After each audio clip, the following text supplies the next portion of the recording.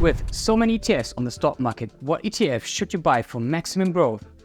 I'll share my top 3.5 ETFs and what to look out for them as you're on your hunt to find the perfect ETF. If you don't know what ETFs are, here is a quick explanation.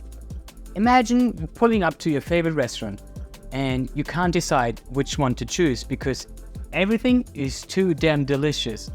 So you order the whole menu and you receive a small bite from every meal. And that's what an ETF is. But instead of bites of a burger or pizza, you get a piece of a company share. ETFs are traded on the stock market, just like individual stocks. And they can give people a way to invest in a bunch of things at once without having to buy each one separately. This allowed me to have less anxiety about picking the right winners and losers with fewer risk, and that's the reason why I prefer them over single stocks. My favorite investment, the S&P 500, and the benchmark for all professional investors. Many investors fail to beat that benchmark over the long run. By long run, I mean over 10 years. As the name says it, the S&P 500 tracks the 500 biggest US companies. Included are Apple, Tesla, Nvidia, and many more. This ETF covers 11 sectors such as technology, healthcare, financials, industrials, energy, real estate, materials, and many more. Therefore, it gives me a huge diversification to minimize the risk of losing my money during a market crash. The S&P 500 has been a reliable investment for many years, with a yearly return of 10% over 100 years. In the last 10 years, it had a return of 11.77%. This means if I have invested every week $100 since I started working, I would have around $100,000. I wish someone taught me this before I started to work. But what about costs? Is it all for free? An ETF is a fund which is managed by an investing firm. But since the ticker VOO just mirrors the S&P 500 index funds, it is all done passively.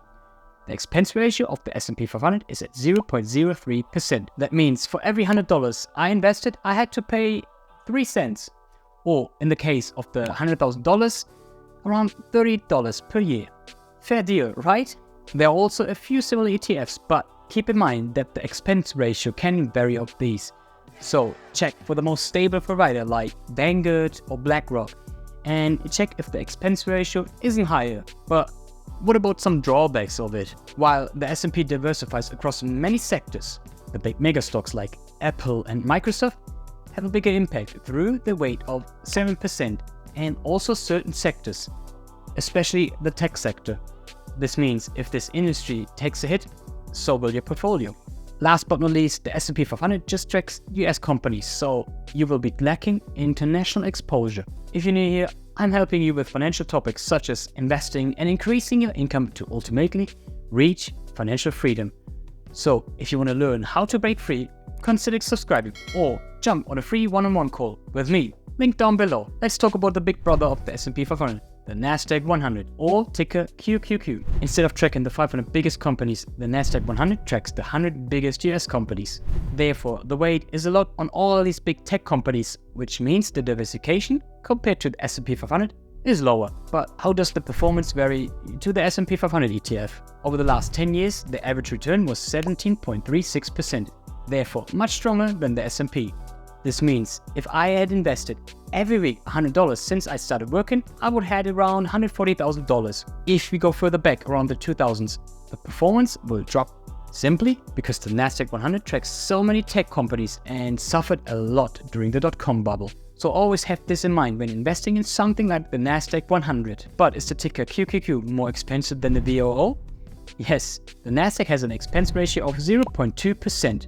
Therefore, the cost of the $140,000 would be $280 per year.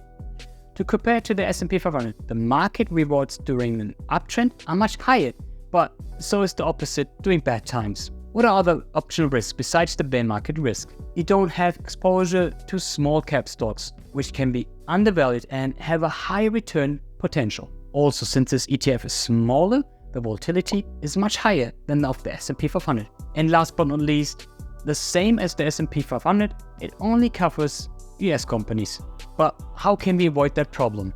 Through the MSCI All Country World Index ETF. As the name says it, this ETF gives you exposure to the whole world. this index tracks nearly 3,000 companies in 48 different developed and emerging countries. The return of this ETF is at 7.91 per year. To do the math again, I would end up with almost 80,000 since I started working. Not as strong as the previous mentioned ETFs, but since it tracks nearly 3,000 companies in different countries, the diversification is much higher, and we're not solely dependent on one country. But the weight of the US market is still very high with around 62%. But what about the expense ratio?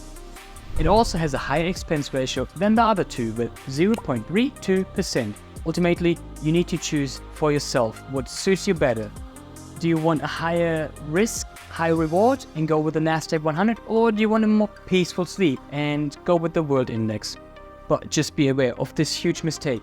You might have the idea, I can buy the ticker VOO and give me a little bit more diversification. I'll add the world index. Don't do it. This is called an ETF overlap, because both track the 500 large cap US stocks. You would pay twice the expense ratio for those stocks, which would be unnecessary. But let me give you a solution to your plan. It is pretty much the sister ETF of the ticker ACWI, but excluding the US. This means you don't have any overlap and can have the wanted diversification. Which ETF is your choice to go? Let me know in the comments. If you're ready to start investing, watch this easy guide to start building your wealth today and start living the life you truly deserve.